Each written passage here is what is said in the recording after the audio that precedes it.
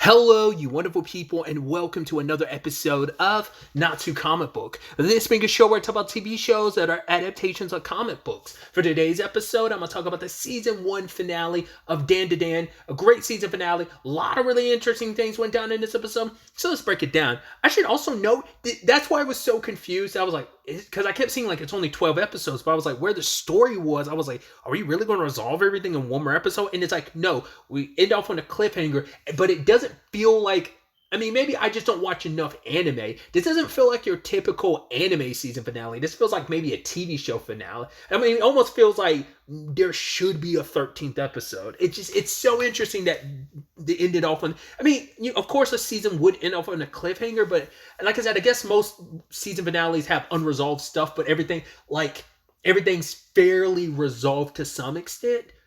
So I guess I'm used to season finales ending like that, even in animes that I've watched. So it was just interesting. So it just kind of threw me for a loop. That's why I was like, is there 13 episodes? Like, no, it is only 12. Either way, let's just break the episode down. So we're picking up after last episode, and Momo, Ken, and Gigi have to ask Seiko to like look after. It's like, okay, can Hannah stay here? It's like, well, Hondu decided, what's his name, Taro, decided he'll go back and be, inanimate. He'll go back to playing like an inanimate object, a mannequin, back at the school during the day, but at night he'll rush over here. And initially Seiko's kind of against it and stuff like that, but it's like, we also found out it was only a Christmas ornament. It wasn't one of Okurun's, it wasn't one of Ken's balls. Once again, so what are their circumstances then? It's also interesting, and that's something I commented on last episode too. I thought was interesting. Hana only talks when it comes to Taro. Like, she doesn't talk on her own. So I'm like that, because I thought it was interesting how she never moved her mouth. But I guess it's like one mannequin to another. Like, I can talk and move my mouth, and people can understand me. But like her, she maybe lost the power to verbally speak. But like they have like a telepathic like connection or something. He can communicate with her and she can communicate with, I don't know. Like I said, we still don't know what they are. Like, are they aliens, or did like sheer willpower and love bring one of them to life, or bring them both to life? I don't know. So that's where things kind of currently stand. And obviously Ken is trying to take all the motivation from the end of last episode to try and get closer to Momo, especially because it's like, right, she's having so much fun with Gigi that he's like, right, I gotta take this opportunity to kind of try and like impress her. And it's like, I gotta make moves, because it's like, oh, like Gigi's helping her put the table up. He's like, no, I'm gonna help out, and I'm gonna make my move. And so obviously, like, Gigi ends up saying like, yo, Momo's got cool powers, but he also says like, yo, Okurun, you got those cool powers too. That was actually pretty sick and dope. I also love that while they were talking to Seiko, you could just see Turbo Granny just like beating the crap out and attacking Gigi for no reason. I'm like, why'd she even do that? I guess because they were making a comparison of, well, what's going to be so different about keeping Hannah here versus the fact is we got Turbo Granny and this cat. And she's like, yo, don't treat me like I'm the same thing as that nobody. But I also love that Seiko was like, why don't you take it back to your house? And Ken was like, no, I can't. This is like the better place. Once again, what the hell is up with Ken's family situation? Like, I saw some stuff. No spoilers, but I saw some stuff talking like shorts on YouTube because, obviously that's how my algorithm works. About Dandadan being like, like I say, I didn't watch it. I just saw like something talking about Ken's family. So I'm like, okay, so it is a plot point stuff from the manga. So I'm like, okay, so it's probably going to be heavily plot relevant, not just slightly plot relevant. Well, we'll see. We'll see if that is the case or not. But it's also at this time that Ken's also finding out the truth about everything about like, oh yeah, Gigi's house, like he has a like situation we have to deal with. Because initially Okurun's like, wait, you were gonna go spend the night at, Mr. Gigi's place? And it's like, no, I was actually gonna ask you, because she's like, I couldn't do this alone. So he's like, cool, let's do this so we can get him going back home as quickly as possible. And even Momo's like, wow, why are you so like extra motivated? Because he tried to like bust into a song and stuff, but I love that Gigi followed suit and they're just dancing around like a bunch of idiots until Seiko had to tell him like, yo, shut up.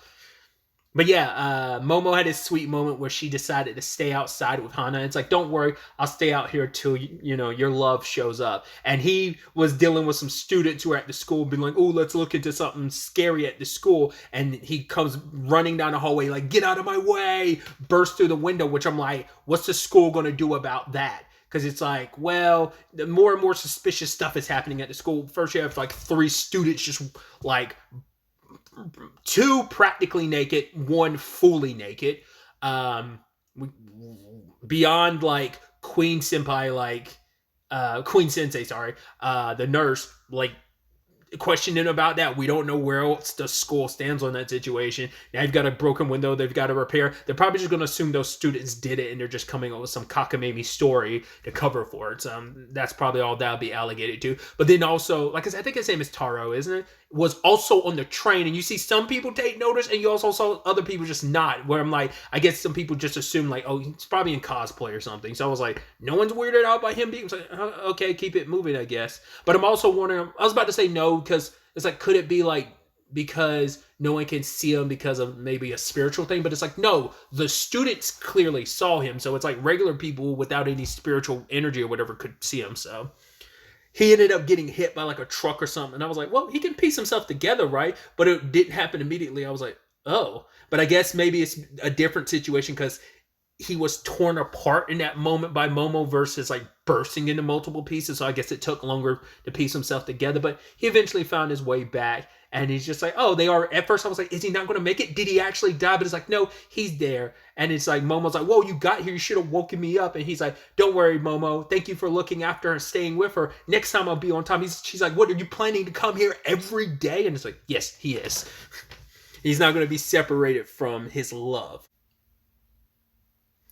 But then we had this, well, we also had a peek at the Gigi situation in his room, like he's being haunted by the thing that was from his house. He's like, I still can't sleep, and it's because of that thing. It's like it's tormenting him. In what shape or form, we don't know. But I guess that's also like Gigi's personality probably is what it is, but he probably is like overcompensating because of everything he's dealing with. Like, once again, we saw little bits of it last episode where he can be serious, but I think it's like the jokiness is just like his way to kind of, it's not only to like make sure everyone around him is okay, but like I said, I think he's overcompensating for his own like issues going on.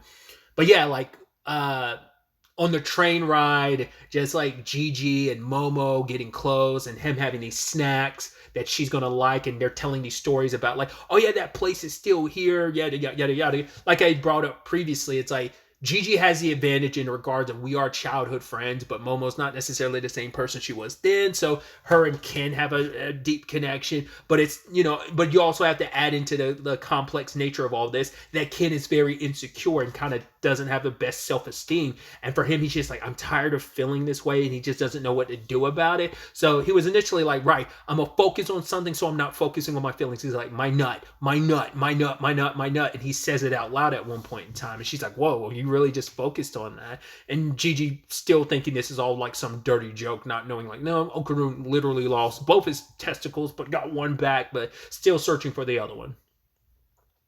Nevertheless, I love that Okaru was like, all right, I'm going to get Momo on my side and like get her impressed. And he started bringing up all this UMA stuff. He's like, yo, this, and this. And then Gigi's like, oh, like there's a shrine near my house that like worships like that giant snake. And Momo's like, oh, I want to see it. And then, you had Okaru break up all this other stuff. And then we have a really sweet moment with him and Gigi where they start hitting it off. And it's like, whoa, that's crazy. And for Okaru, that's kind of the worst thing, because he's like, this guy's actually a good guy. He's like, it'd be so much better if he was a dick, but he's actually a good guy. And he's like, this is fun. And he's like, oh my God, we're friends. And then Kim was like, wait, we are? He's like, wait, we're not? He's like, oh, like I'm hurt and I'm absorbed. Like, what's going on? He's like, no, you're a friend of Momo's my friend and you're a friend of Momo. So that makes us friends, right? And for Ken, it's like, this is like the second ever friend he has, because he doesn't consider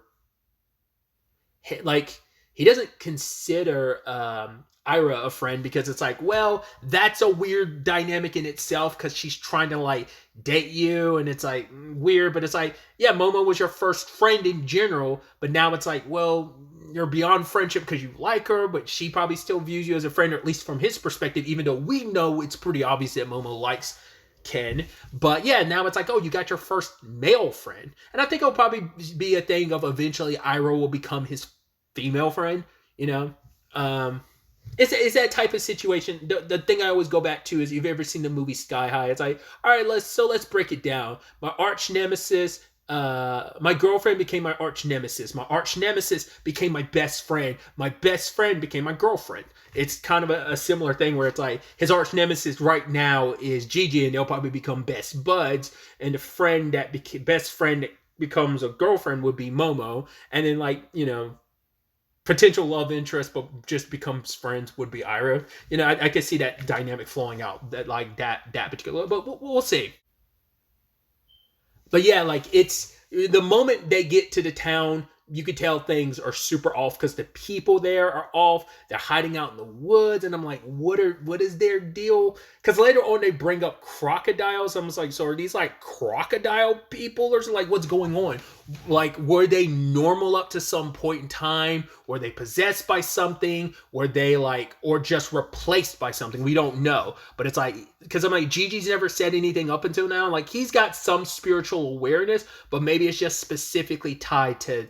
Well, no, because let's not forget, he also could see Ken in his transformed state. So why he might not have ever noticed it. I mean, to be fair, even Momo says it herself, where it's like, no, spirits can hide their presence enough. Because she was like, yeah, the same thing was like Turbo Granny. I couldn't always sense her. So it is a thing of like, maybe they are like being so low key that even Momo couldn't pick up that something was there. I mean, because Ken doesn't really have any. He has Turbo Granny's power, but he doesn't. I mean, maybe he'll eventually be able to access this, but currently he doesn't have any spiritual awareness necessarily.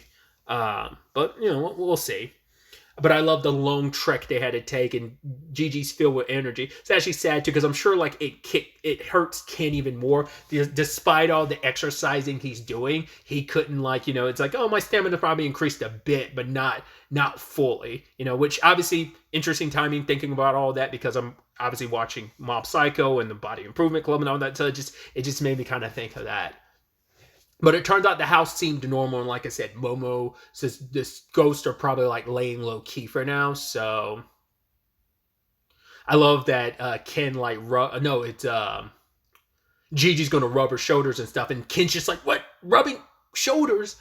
But then like Momo was like, no, come sit down next to me and you should rest. And he's like, okay. And then she immediately gets up. It's like, oh, I'm gonna go to the hot spring. It's like, oh, it's like, right, you might as well rest. Things could pop off. But it's like, yeah, like I'll be back in case anything does pop off. So Ken and Gigi are playing soccer, and he's thinking like, ooh, I'm gonna like impress her so much that like when she comes back, I'll show off my sick soccer moves, and she'll be like super impressed and stuff. And then Gigi kind of points it out. It's like, whoa, you're in love with Momo, aren't you? And he's like, what? And he's like, yeah, I love this and that about Momo. Would then Ken's like, well, I love this about her. And it turns into a competition of, well, I love this about her. It's like, well, that doesn't count. And he's like, what do you mean that doesn't count? That's not fair to X that out. Well, if you're going to be like that, I'm going to say the thing that you said doesn't count anymore. And the back and forth. And that's the thing of like, it's hard to say where Gigi's coming from. Once again, he does seem to overcompensate. Seems to be my belief that, yeah, a little bit of that is his personality, but he's heavily overcompensating for his own like insecurities, and well, not insecurities, but issues that he's going through right now. So he could be like doing all that just to mess with Ken, just because it's like like I think it's fun and it just gets my mind off of things. I'm also curious, like, I mean, Gigi seems to be a very outgoing person, like obviously the complete and utter opposite of the introvert that Ken is. So I'm curious, does he really have a lot of friends? It could be a thing of he overcompensates, like I keep saying, and tries to be like very like outgoing with people, but maybe like the only person he's really close to is Momo. I mean, he came back here, but I mean, we haven't seen like, oh, he has friends. I mean, to be fair, it's like, are you the only kid that lives here? Because it turns out the reason why they came here in the first place is because like this place has a volcano nearby, and Gigi's dad researches volcanoes. Apparently this one, like last time it erupted was like 200 years ago. So I'm like, maybe that's just some world building background stuff, but maybe it's pertinent to this stuff. I don't know. But yeah, just like the back and forth. I also love that it's like, well, I've got this and that, and I'm childhood friends with Momo, so I win. And then Ken thinks about the fact that him and Momo kind of accidentally sort of kissed in episode 5, and he's like, I win, and Gigi's like, how so? And just Ken could never bring himself to say how he won. I was like, oh, that's super adorable, because it also is like, well, Momo wouldn't be too appreciative of you kind of spreading that around. And I think it's also just a natural, like, he's embarrassed to admit that, because it's like, oh, like, it's like technically I do win, but yeah. But another element to the Gigi thing I was bringing up too was like, could it be like he doesn't mean he loves Momo in a romantic sense? Like maybe it's a misinterpretation where like maybe I don't know, because like Gigi's putting up a lot of fight. He's like, whoa, you said you respected her, and Ken had to be like, yes, on top of everything else. But it's like, does Gigi like love her in that way, or is it a thing of it goes beyond like family and friendship? It's just like, I love you, you're a special person to me. I don't know if it's like romantic feelings of love. It feels like it could be, but maybe it's not. I don't know. I mean, once again, it wouldn't be too out of pocket considering like Ira's super into Ken right now, and Momo's super into Ken, but that hasn't really been developed. But we know that Ken is super into Momo, and he's coming to realize that. But she doesn't necessarily view Gigi that way, because I don't think she's really thinking about that right now. But Gigi potentially likes her. It's a whole love square situation going on here. So I was curious to see whether that Gigi, like how, because I was thinking like Gigi doesn't actually like Momo like that, and just Ken was reading too much into it because of his own insecurities. But now it's like, maybe there is validity to it. Like I said, it's so open-ended at this point in time. It's not, you could interpret that as, like I said, just beyond familial love is something like, but I don't love you in a I love you in a beyond a family and friend way, but not in a I want to be boyfriend and girlfriend type of way. Who knows? But this is where things kind of wow out at the end of the episode, where we have Ken and Gigi noticing like, right, isn't the house actually a little bigger than what we kind of thought it was?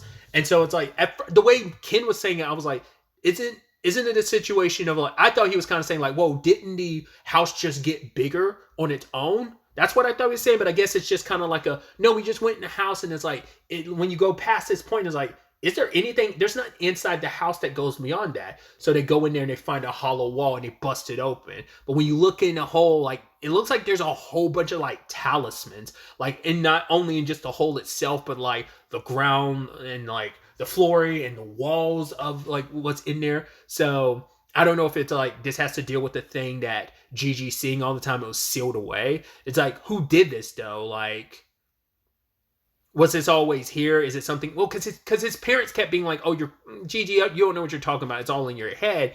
It's like, did they know something they didn't let Gigi know about, or were they just as an unaware? Like, it seems like there's a history to this place and the villagers. I mean, that's kind of like that scary thing of like, oh yeah, you end up in a village with its own secrets. The thing that comes to my mind is like Gannibal, if you've ever seen that or read that, because it's a manga, but there is a live action adaptation that it's coming back for a second season. I have to look into when that's happening. But either way, so what that all is, who knows? And then you have Momo, who is, went to relax, mainly because she wanted to give Gigi and Ken some time, because she's like, right, this is your first male friend, so I didn't want to get in your way. And that's why she really made a reason to make herself scarce. I mean, she wanted to check out the hot springs too, but I think it was more so, yeah, like, I want to make sure a friendship builds between you guys, and I don't want to get in the way of that. And then we got the complicated thing of like guys getting into it. I was like, oh boy. I was like, it's like that awkward thing where you're like, well, Momo's in a tower right now. There's something complicated about to find its way to her. And lo and behold, it does. And these guys just happen to get in the bath with her. It's a unisex bath, but it's still like this is weird. And they're like talking about crocodiles going after like young women in water or something like that. And it's like, these guys are creepy and they attack her. And the last shot is like one holding her underwater, and that's it. That's why I was like, wait, we're just going to end this. That feels like such a weird spot to end the season.